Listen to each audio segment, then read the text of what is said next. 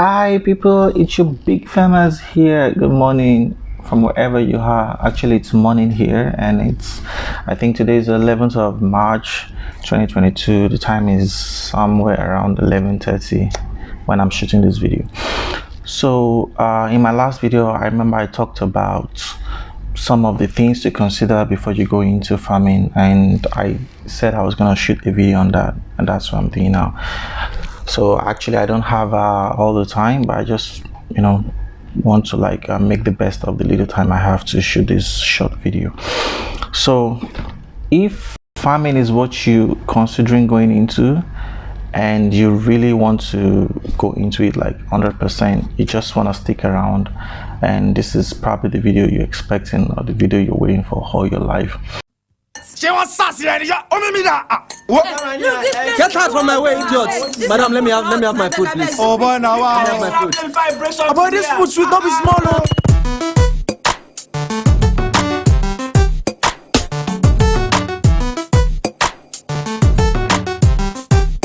This is just me. This is just the stuff that I came up with myself, and this is not based on any book that I read or something I saw online. It's just my own assessment. So in most cases I might be wrong, and in some cases I might be wrong, and in some cases maybe, but I believe this is something practical because something I've experienced for myself. So I just want to share, and if anyone somehow find them useful, then maybe it could help you on your own farm. So going forward, I kind of break them into two. I call them the physical and non-physical. So these are the two things you have to consider majorly. I call the first one physical because this has to be something you can see with your eyes and something you can feel in most cases, and the non-physical are something you cannot see or something you cannot, you just have to experience or feel it. I'll start from the most important one, which is the non-physical for me, and the number one thing that's always been on my list is the passion. You understand? So you want to go into farming. Do you really love farming? That's one thing you have to ask yourself. Is farming a thing for you? Just imagine if you don't like doing something and you're forced to do that thing, maybe just because of the money that you'll be getting from it or for some whatever reasons. So the chances of you surviving in that particular organization or that particular system is not guaranteed. You understand? You might try and maybe run it for a couple of years, but eventually you're gonna sink because that passion has to be there. I think what is most important is that you have the passion before you go into farming. So that is my number one point. So the second thing to consider is your market. Okay, you can't go wrong with this. You need to know that there's market for whatever stuff you're going into. The right people have to be there who wants to buy what you're selling. So you have to consider that also. And the third thing is knowledge.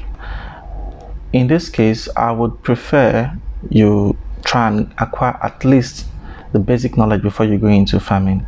You understand? And there are so many platforms where you can get this. You can look up some of the trainings on Facebook, on YouTube. You can read on websites. You can get some farm books and read also. So there are lots of places. Most of us, no, I don't think anybody is born with all the farming techniques and instructions and knowledge in them.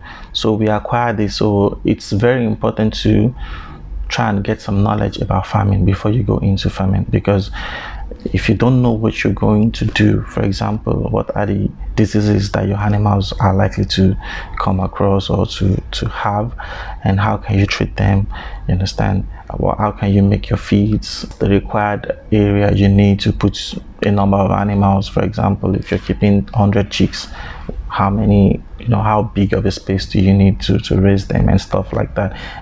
And you also need to know the various ways you can raise them. Are you going into full pasture? Are you doing cage system and a whole lot of stuff? So you need to have the knowledge, and there's a whole lot of platforms out there, especially in social media, where you can get all your information. So that's my number 3 thing that you need to consider. Do you have the right knowledge to start farming? And this you can get it almost anywhere. Even you can ask people around you who are already into the same thing you want to go into. I'm sure a lot of people will be really happy to help. So the number 4 thing, I'm not sure if I'm getting the count, but I think this is the number 4. The number 4 thing is you have to check, okay, the time. How available are you for this practice? Do you have the time for this thing you want to do? So are you doing it? You have to consider, are you doing it as a part-time or as a full-time job? So, and one thing you should know is, you know, for a farm that you're just starting, I would recommend you're there full-time, because nothing happens when you're not there. Trust me. You can't entrust someone else to do your own thing and expect them to do it the way you would do it if you're there. So I believe time is very, very important. And for me, if you're going to be a farmer, you should be there like 100%. If there's anything like 200%, then that should be you. So the third thing I'll talk about is finance or capital. Let me just say capital. Like, do you have the money? It's very, very important. A lot of people want to go into farming, but I can tell you farming is not cheap. So do you have the money to really, really farm? And do you have a backup plan? Let's say something you invest crashed along the line. Can you boost yourself up again? And of course, there are lots of ways you can get money. Like, you can get from the bank, you can get a loan from a friend, you can save up. I'm doing now from a job, and later you invest. So another thing you want to consider is a business plan, and trust me, you can't go wrong with a good business plan. And a lot of times when people hear business plan, what comes to their mind is it needs to be like 100 pages of some written down informations and stuff, but it doesn't have to be that lengthy, you understand. It could be as low as 2 pages, even a page in some cases. It just has to be some things that you want to do, and you're putting them down in writing, So it's broad, and maybe if I ever remember, I might just do a video, like a sample of a business plan, like especially the one I'm using for my farm.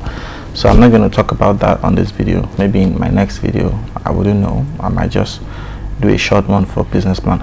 So you should consider having a nice business plan, because this is like something that would guide you in the right path on what you want to do and how you want to do it. So it's like your map, understand, when you're driving, it guides you, and you have to do everything in line with all the things you write down, and that way you can achieve that thing that you actually want to achieve at the end of the day. Okay, and if you notice, I just changed my dress, and this is because the one I was wearing, actually I started this video as soon as I woke up from bed, and I slept with that other shirt, which is not something I really think should be on TV. So anyways, it's the same video, the same time. I did not change location. It's just me here making that same video, but I just had to like wear a proper shirt, and that's it. So moving on, the next thing on my list should be insurance. Okay, as much as this doesn't speak sense, a lot of people, especially in Africa, we don't really focus on insurance. It's like someone taking away your money, but I must tell you, this is very, very important for your business.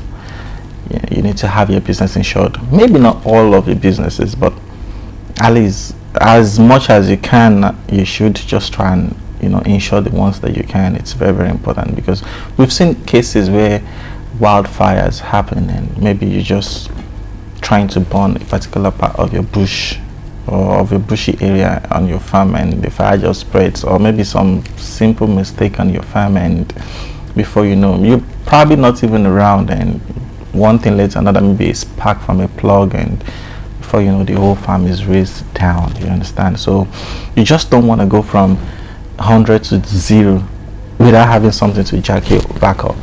So I would strongly recommend that you look into insuring your farm. So as much as you can, maybe not the whole farm, but some areas where you feel are likely to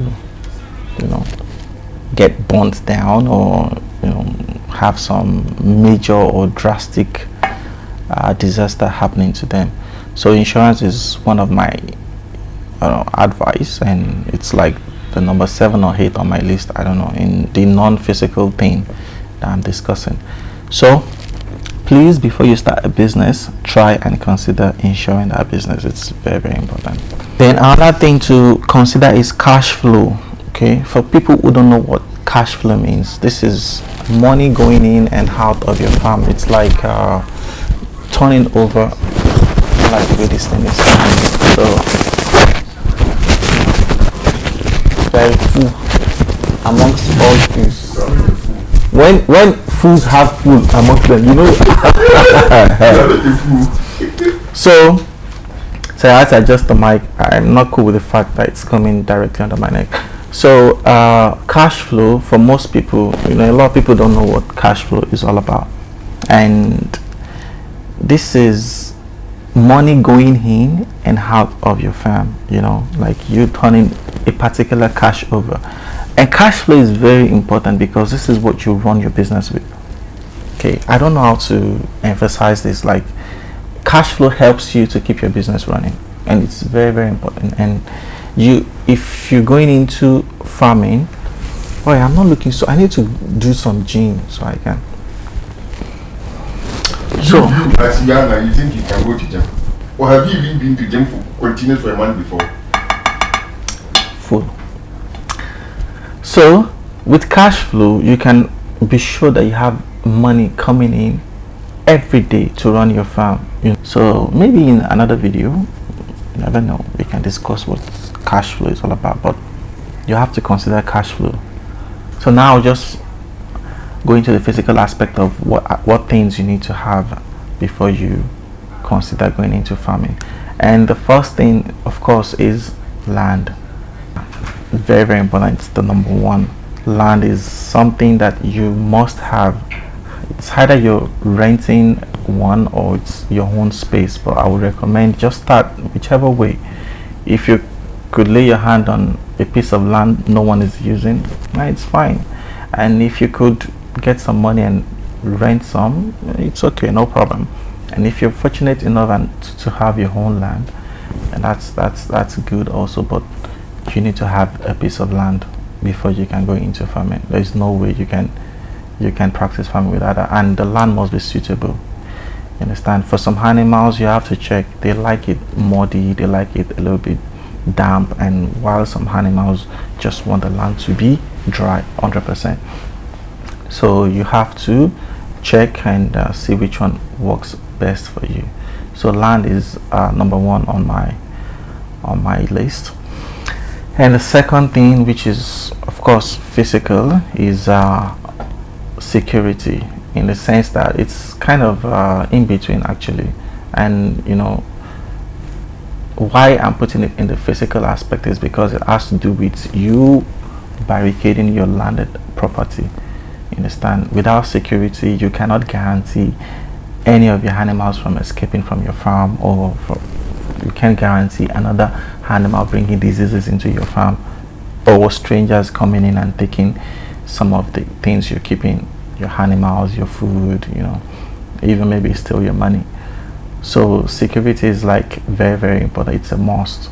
If you have a farmland that's not properly secured, chances are you might end up feeling sorry for yourself at the end of the day, because it's just never gonna work. So you have to look into that. Security is like very, very important. So, and today people don't even build walls, like, because it's expensive. I think a bit of bamboos and stuff, like in some case, like on my farm right now, there's a chain link. That's what I'm using. Okay, because I felt to put blocks and, you know, walls of bricks, it's gonna be a little bit expensive for me, so I went with the chain link. So in your own case, it might be just trees. People even plant trees and just run some mesh wire around it. Just anything that secures your farm, it's fine, you're good. But there has to be security 100%.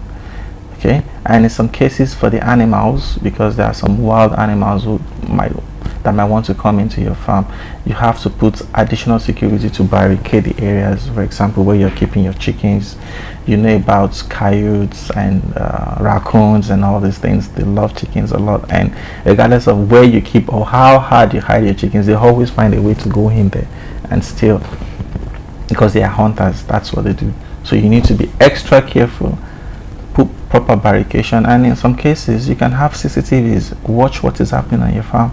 It's very, very important. Even when you're not there, you can always, you know, rewind and watch again what happened, maybe while you were asleep or while you were away for some business trip.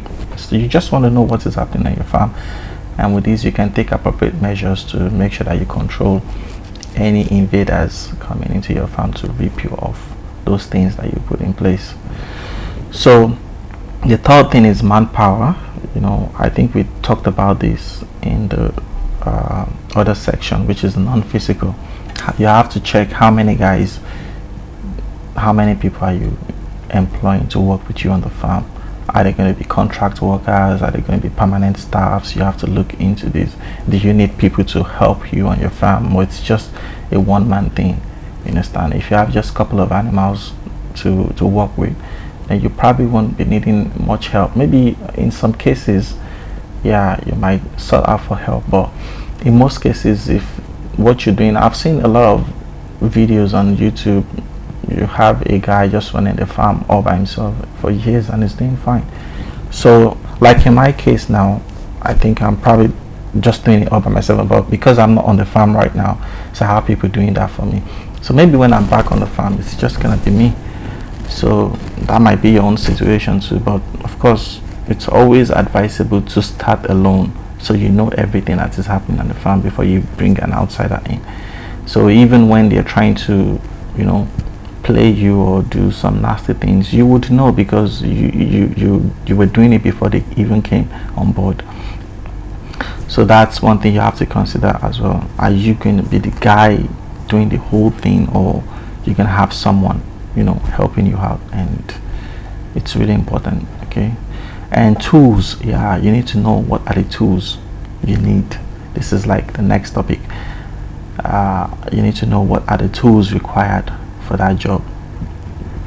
I don't know if for example you're a doctor and you're going into surgery, you want to operate someone and you're not going with the right tool, of course you're gonna end up killing someone. So it's the same with animals, like the feeding system. What are the tools you need to feed them? Drinkers, you need to know all these things, you understand? And even the tools you'll be working with, like maybe you need a wheelbarrow, you need, you know, a whole lot of things that you have to consider. And all these things can be looked up on the internet, even if you're not sure. But you have to know and get the right tools ready. Especially, for example, you want to inject your animals, maybe you want to vaccinate them. How do you do it? You want to treat them, you want to give them injections. Of course you need a syringe and, you know, and a needle. So all these things has to be on the farm. You don't have to wait until you need them, then you start running around to get them. So the next thing would be, for some people it's probably not important, but for me I would recommend you have record. In fact, it's a must, because without proper record keeping, how can you track the progress and the shortcomings on your farm? So you have to keep appropriate documentation, you know, of whatever that's going on your farm. I've seen a lot of people who have farms and are not keeping any records, but still they manage it smoothly. Yeah, it happens. But in today's world, especially when you have people, or especially when you want to monitor your growth, how do you know if for example you have some set targets, some objectives you want to some targets you want to meet, some set objectives, and you don't have appropriate documentation? So how do you know if you're on track? How can you audit yourself if you don't have proper documentations? And say for instance you bring 1,000 chicks to your farm and you're feeding them 1 kg of feed every day. You know, at the end of the day you want to sell these chicks when they fully matured. You know, how do you know how much gain you're making if you don't have these stuffs all documented? How much you bought the bags of feeds, how much time spent, the manpower, the number of time you spent feeding them, the days that you had to go outside and get someone to give you support and you paid that person to do the job for you, the days you have to pay vets to help you treat them, all these things, if you're not writing them properly. And at the end of the day, maybe each of the hen cost you around, let's say in naira, 3,500 naira, and you have someone coming in to bargain, to negotiate. Okay, I'll take one for 3,200, and you're just like, okay, no problem, let's take, at least I'm selling, I'm making profit. You wouldn't know. How would you know how much you spend on each animal if you're not keeping records? At the end of the day, when you're selling, you're probably selling at the loss, because the lot is going into the water you're giving them. You have to keep records of that, because it's not, water is not free. Even if you're getting it from a borehole, you probably paid to make that borehole. You understand? The drinkers, you got them, it's a lot of money. Even if 100 chicks are using one drinker for maybe 6 months, still you bought that drinker. You have to keep record of how much you spent on that.